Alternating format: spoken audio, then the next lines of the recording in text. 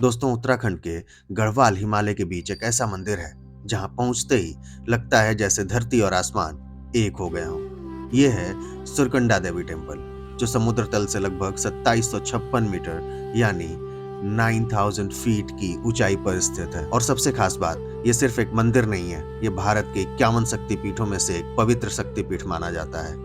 कहा जाता है यहाँ माता सती का सर यानी मस्तक गिरा था और इसी की वजह से इस स्थान का नाम पड़ा सुरकंडा। दोस्तों आज के इस ब्लॉग में मैं आपको लेके चलूंगा सुरकंडा देवी के ट्रैक पर, रोपवे राइड पर, मंदिर के दर्शन करवाऊंगा और बताऊंगा माँ सुरकंडा देवी की पूरी कहानी। और साथ ही हम लोग मिलकर देखेंगे हिमालयन रेंज का 360 डिग्री व्यू। देखते हैं ऊपर पहुंचने के बाद कैसा लगता है वहाँ का हमें माहौल। तो चलिए शुरू करते हैं एक और अद्भुत सफर। मैं हूँ विनोद और आप देख रहे हैं आपका अपना चैनल वंडरर विनोद।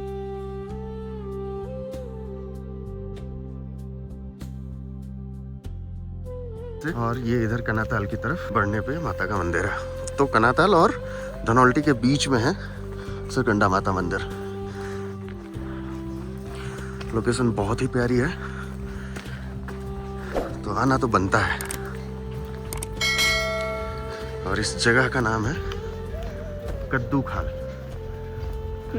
रोपवे नहीं चल रहा है गाइस, सो हम चलेंगे पैदल क्योंकि हवा चल रही है। तो नहीं चल रहा है? नहीं, किसने बोला ये? पुलिस वालों ने। अबे यार, उसके साथ माचिस है और मेरा देना। गाइस ये इस साइड से हम आ रहे हैं चंबा होते हुए, कनाताल थोड़ा सा आगे, और ये रहा माता के यहाँ ऊपर जाने वाला रास्ता, गेट। और ये जो सीढ़ी है वो यहाँ से स्टार्ट होती है। बाकी इधर की तरफ आप जाएंगे तो आप धनौल्टी और मसूरी देहरादून। और वो रहा मंदिर गाइस यहाँ।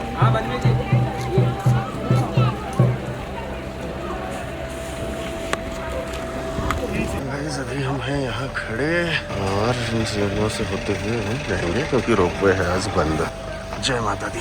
सो दोस्तों सुरकंडा देवी मंदिर उत्तराखंड के टिहरी गढ़वाल डिस्ट्रिक्ट में स्थित है और सबसे नजदीकी टूरिस्ट प्लेस है धनौल्टी। धनौल्टी से ये मंदिर लगभग 8 किलोमीटर दूर है। अगर आप देहरादून से आते हैं तो डिस्टेंस लगभग 70 से 75 किलोमीटर की हो और रूट आपका कुछ ऐसा होगा: देहरादून, मसूरी, धनौल्टी एंड देन कद्दू खाल। अगर आप हरिद्वार, ऋषिकेश और चंबा होते हुए आना चाहते हैं तो चंबा से दूरी बहुत ही कम होती है। और अगर आप चंबा होते हुए आते हैं तो जो आपका रूट होगा वो होगा हरिद्वार, ऋषिकेश, चंबा, कनाताल, कद्दू खाल। और दोस्तों कद्दू खाल ही वो जगह है जहाँ से मंदिर का ट्रैक स्टार्ट होता है। दोस्तों यहाँ पे पार्किंग एरिया भी मिल जाती है और आपको बहुत सारी शॉप्स भी मिल जाती हैं। खाने पीने से लेकर के हर एक सामान यहाँ आपको देखने को मिल जाएगा। और इन दुकानों से आप प्रसाद, वॉकिंग स्टिक या फिर चाय भी पी सकते हैं अपना मूड सही करने के लिए। हमारे साथी हुए। हाँ भाई कैसा लग रहा है? ये हमारे दोनों साथी थोड़े से थकान वाली मुद्रा में। जय माता दी, जय माता दी। बंदरों से सावधान, दर्शन देंगी, धीरे धीरे बढ़ते रहो। देखो बस तेज तेज नहीं बढ़ना है। ट्रैकिंग की सबसे बेस्ट चीज बस यही रहती है, आराम आराम से चलिए, एक एक कदम बढ़ाते हुए। सो गाइस ये है टिकट काउंटर और जब भी यहाँ तेज हवा चलती है नहीं चलता है रोपवे। यहाँ से हम जाते हैं, ये है लाइन। तो दोस्तों अब हम पहुंच चुके हैं कद्दू खाल बेस पॉइंट पर। यहाँ से सुरकंडा देवी मंदिर ट्रैक लगभग 2 किलोमीटर का माना जाता है और नॉर्मली इस ट्रैक को कंप्लीट करने में 40 मिनट से 1 घंटा लग जाता है। ट्रैक का रास्ता पूरा सीमेंटेड स्टेयर्स और पाथ से बना हुआ है, लेकिन एक बात याद रखिए, ये ट्रैक काफी स्टेप चढ़ाई वाला है, इसलिए अगर आप स्लोली चलते हैं तो आराम से चढ़ सकते हैं।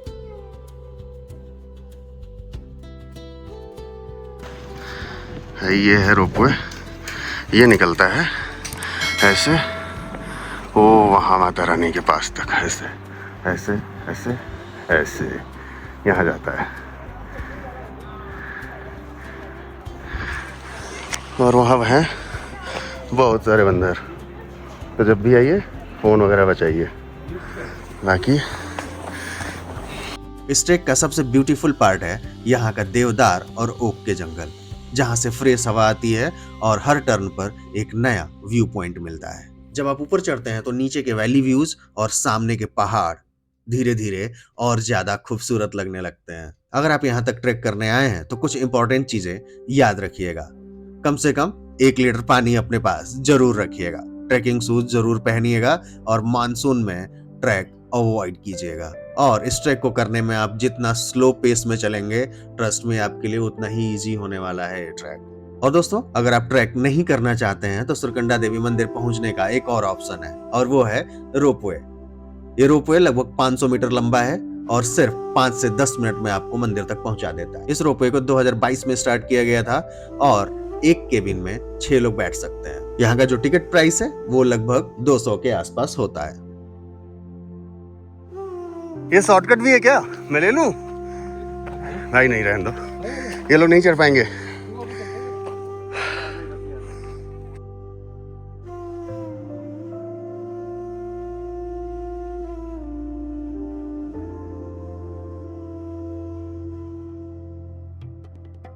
आप लोगों को लेकिन सजेस्ट नहीं करूंगा कि आप शॉर्टकट लीजिए।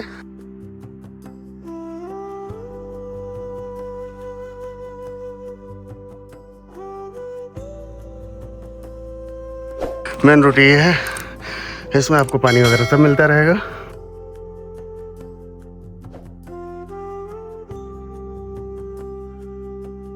जय माता दी,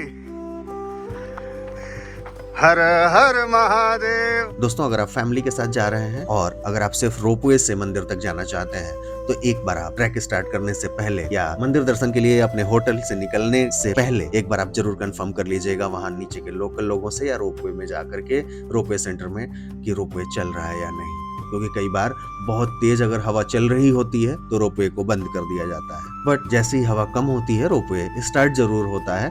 तो इसलिए मैं पहले पता करने के लिए बोल रहा हूँ, सो दैट आपकी फैमिली परेशान ना हो।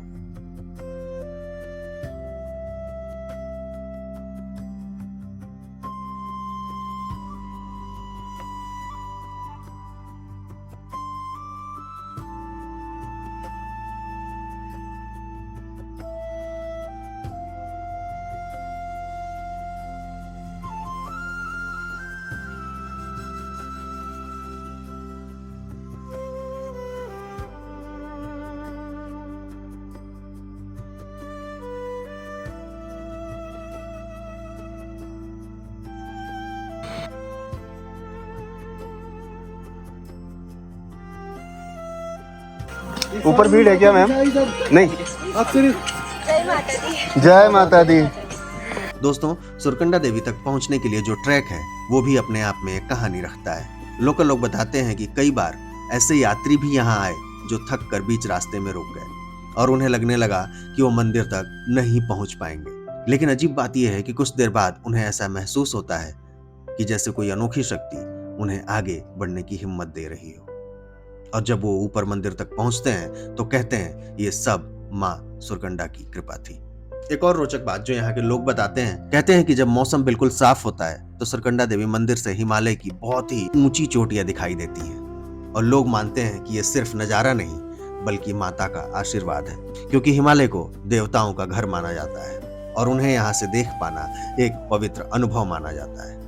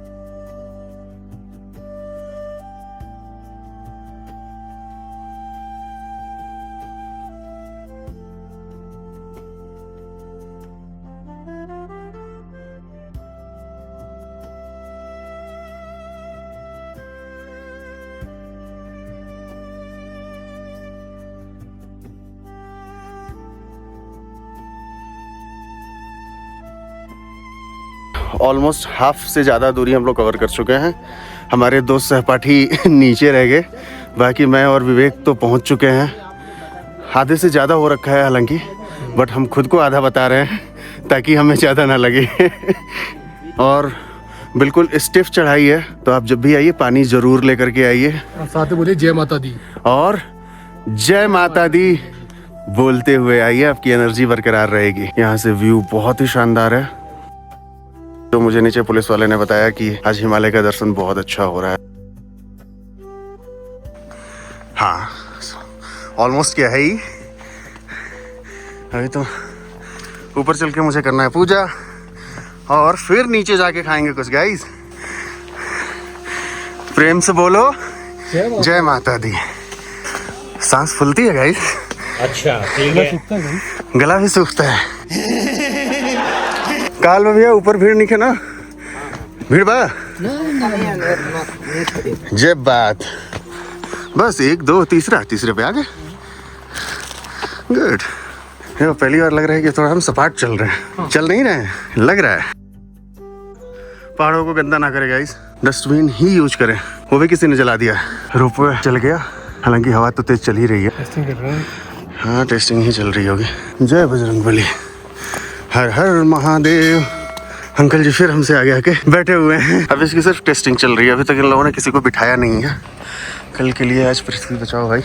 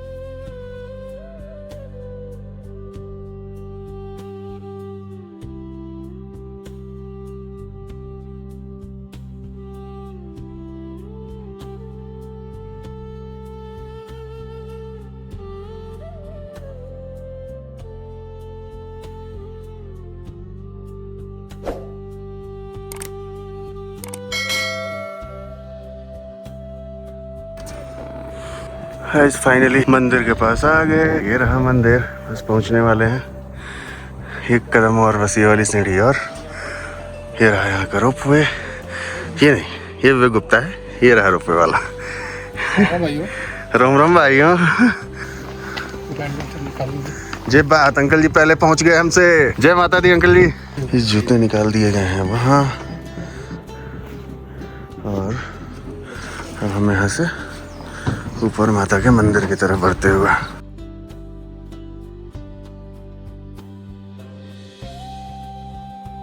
इस चीज का जरूर सम्मान करें।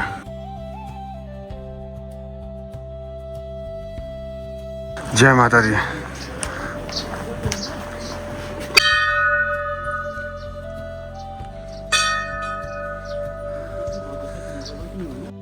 भगवान शिव की पत्नी मां सती राजा दक्ष की बेटी थी, लेकिन राजा दक्ष को शिव जी बिल्कुल पसंद नहीं थे। एक बार राजा दक्ष ने एक बड़ा यज्ञ करवाया और उसमें सभी देवताओं को बुलाया, लेकिन शिव जी को नहीं बुलाया। मां सती को जब ये पता चला तो वो बिना बुलाए ही यज्ञ में पहुंच गई, लेकिन वहां राजा दक्ष ने भगवान शिव का अपमान कर दिया। ये अपमान माता सती से सहा नहीं गया और उन्होंने यज्ञ की अग्नि में अपने प्राण त्याग दिए। जब शिव जी को ये पता चला तो वो क्रोधित हो गए और मां सती के शरीर को लेकर तांडव करने लगे। तब भगवान विष्णु ने अपने सुदर्शन चक्र से माता सती के शरीर के टुकड़े कर दिए ताकि शिव जी का क्रोध शांत हो सके। जहां जहां माता सती के अंग गिरे वहां वहां शक्तिपीठ बने। माना जाता है सुरकंडा देवी मंदिर वही स्थान है जहां माता सती का सिर गिरा था, और इसी वजह से यह मंदिर भारत के 51 शक्तिपीठों में से एक है। दोस्तों, लोकल लोग एक और बहुत ही रोचक कहानी बताते हैं। कहते हैं कि पुराने समय में हिमालय की इन ऊंची पहाड़ियों पर देवताओं की गुप्त सभा लगती थी।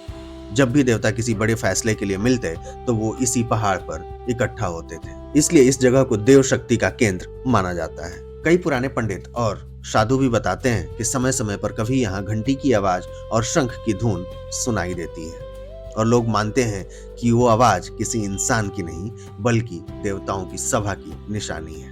एक और कहानी जो यहाँ के लोग बड़ी श्रद्धा से सुनाते हैं, कहते हैं कई साल पहले मंदिर में एक अखंड ज्योत जलाई गई थी जो कभी बुझी नहीं। बर्फ पड़ने पर, तेज हवा चलने पे और कठिन मौसम में भी वो ज्योति जलती रही। लोग मानते हैं ये कोई आम दिया नहीं था बल्कि सुरकंडा देवी की कृपा का प्रतीक था। इस वजह से यहाँ आने वाले भक्त कहते हैं कि माता की शक्ति इस पहाड़ पर हमेशा जागृत रहती है।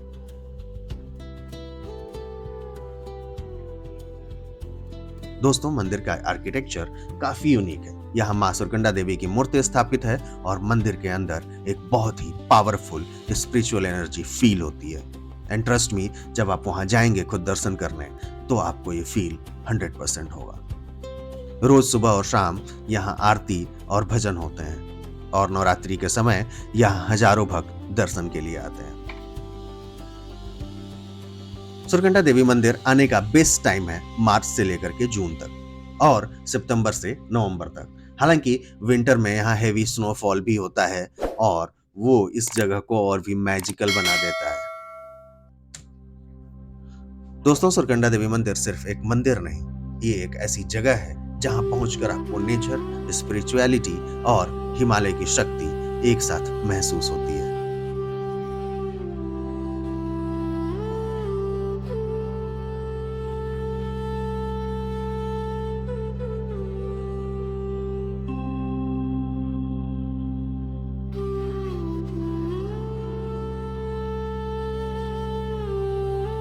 दोस्तों, मंदिर के पास एक ओपन ग्राउंड है, यानी सामने एक काफी खुली एरिया है जहां से आपको मिलता है 360 डिग्री हिमालयन व्यू। यहां से आप देख सकते हैं बंदरपूंछ रेंज, केदारनाथ रेंज और बद्रीनाथ रेंज।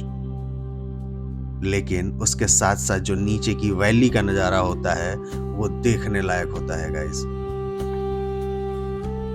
दोस्तों, जब यहाँ ठंडी हवा चलती है और सामने स्नो कवर्ड माउंटेन्स दिखते हैं तो सच में लगता है जैसे आप स्वर्ग के पास खड़े हो।